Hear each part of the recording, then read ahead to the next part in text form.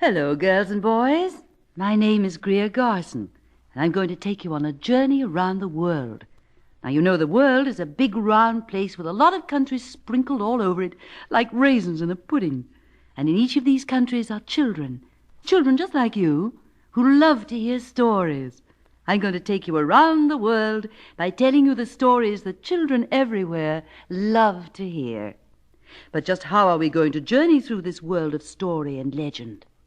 Well, suppose we start in the Arab lands.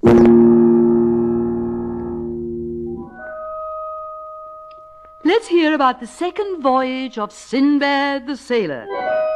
He traveled about in a most unusual way that might be fun for us to try.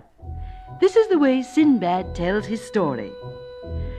I grew tired of my quiet life in the city of Baghdad, so one day I took ship and set out to sea. The ship sailed from island to island until we landed at a place which seemed to have neither houses nor people.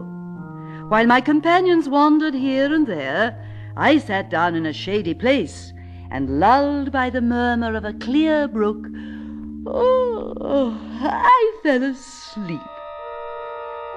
I don't know how long I slept, but when I opened my eyes, the ship and all my companions were gone.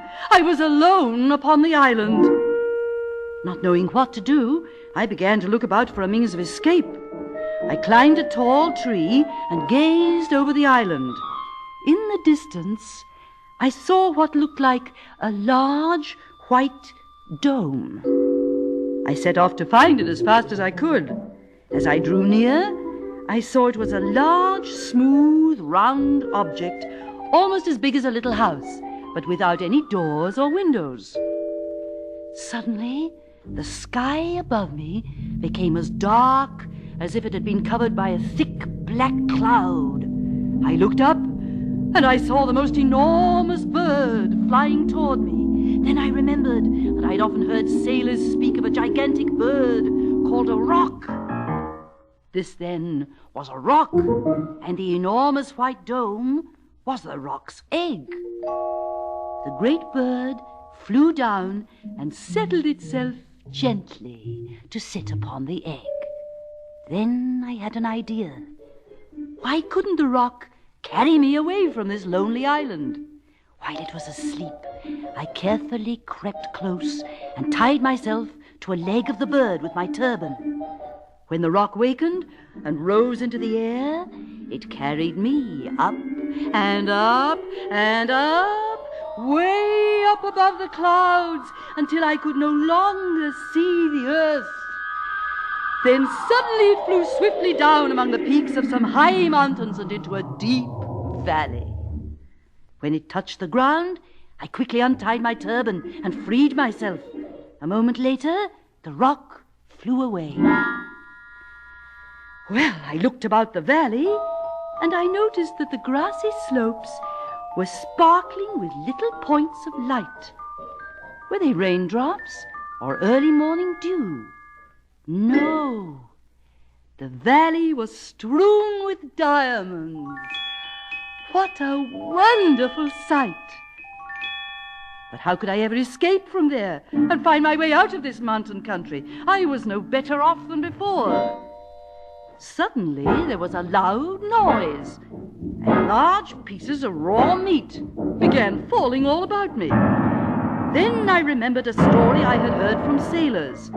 They said that in the distant northern mountain country there was a valley filled with diamonds, and that merchants would come to the cliffs round the valley at that time of year when eagles hatch their young. The merchants would throw great lumps of meat into the valley, and the diamonds would stick to the meat. Then eagles would carry the meat to the nests of their young high in the cliffs. The merchants would run to the nests, drive off the eagles, and take the diamonds which clung to the meat. Here was my chance to escape. With my belt, I tied a large piece of meat to my back. I filled my pockets with diamonds and waited for the eagles to come. Then there was a sound of mighty wings, and soon a great eagle flew down, and seizing the piece of meat and me with it, rose slowly upward. As soon as the eagle had dropped me into his nest, Merchants came up shouting and waving big sticks and drove him away. When they saw me, they were amazed. 2 of them were from my own hometown. "Sinbad," they cried, "how in the world did you get to be here?" I told them the story of my strange journey, and then I shared my diamonds with them in gratitude for my rescue. They led me to their camp, and I journeyed homeward with them until I was once more in Baghdad. There I gave large sums of money to the poor as a thank offering for my safe return home after such extraordinary adventures.